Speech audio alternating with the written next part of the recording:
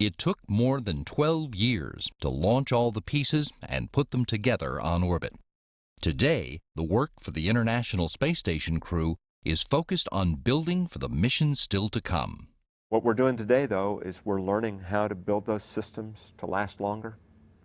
We're learning how to keep the people healthy so that we can last longer, be effective, and get the job done.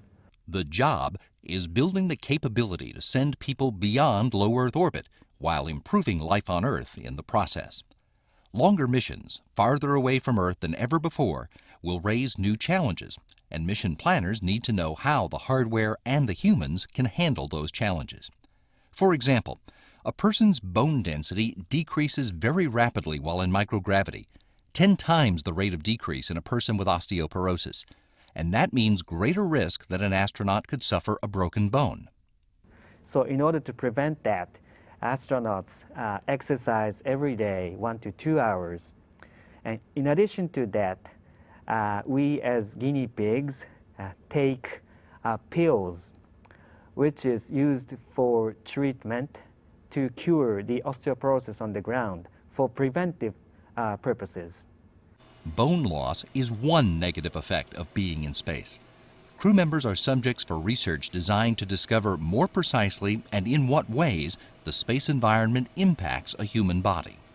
We collect samples, urine, blood, things like that, and those get returned to laboratories on the ground, and they help the scientists there with much more sophisticated laboratory resources to be able to figure out how to further mitigate those kinds of effects. So, in short, NASA's primary goal for the human research on space station is basically to make it safer for us to go further.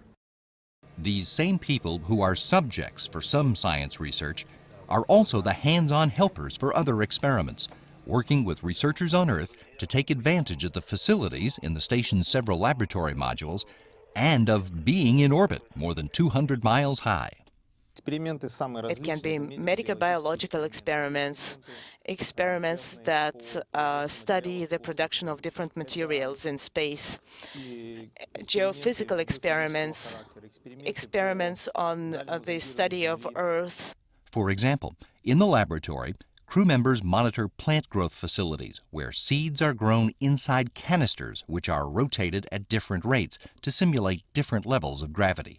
The seeds will be analyzed and compared later on Earth. All these seeds started at the same time. You know, what do they look like in 0 G, and what is 1/4 or 1/10 of a G? What does that do to the plant? 0 G plants are kind of weak, actually, because they don't know where to grow. They just grow toward the light, and that's another variable in that experiment. In another experiment, crew members focus a combination camera and spectrum analyzer on the sunlight reflected off of the Earth to refine the procedure for measuring levels of carbon dioxide and methane in Earth's atmosphere. And having this data, scientists will be able to understand better the processes in low troposphere, which is very important to understanding the changes in the climate of the Earth. The International Space Station is the place where the crew members work, but it's their home too, and they spend part of each day tending to its needs. Crew members are trained on all the systems, but no one can know what might break down or when.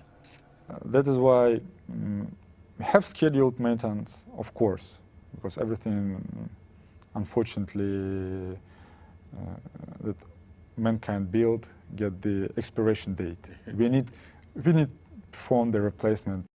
Burbank takes over as Expedition 30 commander when Fossum, Volkov, and Furukawa come home in November, and the crew grows in December with the Soyuz arrival of former station flight engineers Oleg Kononenko and Don Pettit and European Space Agency astronaut Andrei Kuipers. Expedition 30 is expected to greet the arrival of Dragon, the world's first commercial supply ship. With the retiring of the space shuttle, we have now lost the ability to carry very big, loads of cargo to the station and to return cargo from the station. So what we've done is we phased into basically a new chapter here where NASA is going to solicit and contract with commercial providers to do exactly that.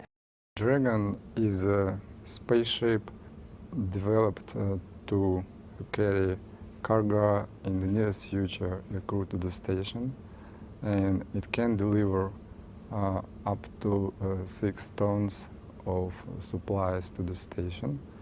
And what is important, it can return to Earth up to 3 tons of supplies, which none of the station's other uncrewed supply ships can do. The Dragon spacecraft is being developed by Space Exploration Technologies Corporation under NASA's Commercial Orbital Transportation Services program. Similar to the Japanese HTV cargo ship, Dragon will rendezvous at the station, then hold position so the crew can reach out with Canadarm2 to grab it and plug it in to the Harmony module. Another commercial craft, named Cygnus, under development by Orbital Sciences Corporation, is on the manifest for its first demonstration flight a couple of months behind Dragon. Expedition 30 has a Russian segment spacewalk on the plan in early 2012. Shkaplerov and Kononenko will install new debris shields on parts of the Zvezda module and a materials exposure experiment on the Poisk module, and Shkaplerov will collect bacteriological samples from the station's exterior hull. I will take some kind of a swab from there and will send it to the ground to the scientists so that they could study them and determine whether there is a great corrosion going on, or to determine for how long the station can continue to be flying. The mission of the International Space Station is planned to continue until at least 2020, years when the station's partner nations will add to the wealth of knowledge about human spaceflight and use that knowledge to help the people of Earth while getting set to launch the missions of the future. We have a toehold or a foothold in space right now, but it's not deep space.